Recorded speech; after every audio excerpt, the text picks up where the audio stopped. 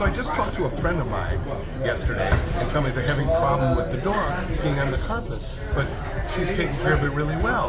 What she does is when the dog urinates, she blots it up, then she takes hot water and she pours it in the carpet. Now I gotta ask you, Larry, doesn't that just make the carpet more wet and more of a mess? Well, what do you think? So let's show you here. This is a demonstration here. So she pours hot water on the carpet. All right. So if you see it, it's expanding on the carpet. But also, guess what's underneath the carpet? You have padding. Where is the urine that she had?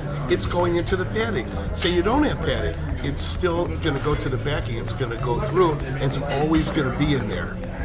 Never pour anything on there. It's blot, blot, and blot.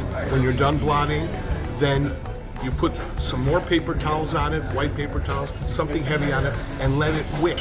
Let the urine wick up to the surface.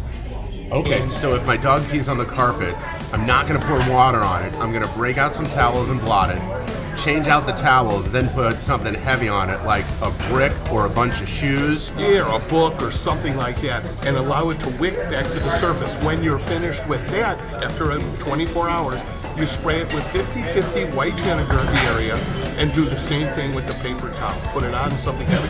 The rest of it is going to wick up, and the acid from the white vinegar is actually going to neutralize the smell and usually prevent any kind of spotting or staining.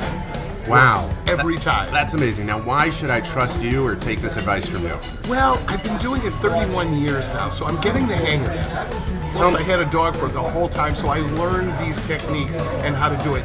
But the worst thing is to try to do it yourself and spray things on there. And like I said, pour. You see what it does. Now you make the spot that's 2 inches round, 6 inches round.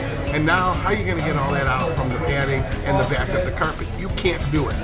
That's why you don't touch it. Do what I said, and have us come out of it. If that doesn't completely work, or you can still see something, we can take care of the rest. Problem solved. That's how easy it is. Wow. If you've got questions about this technique, go ahead and write them down below. If you like the video, give it a thumbs up.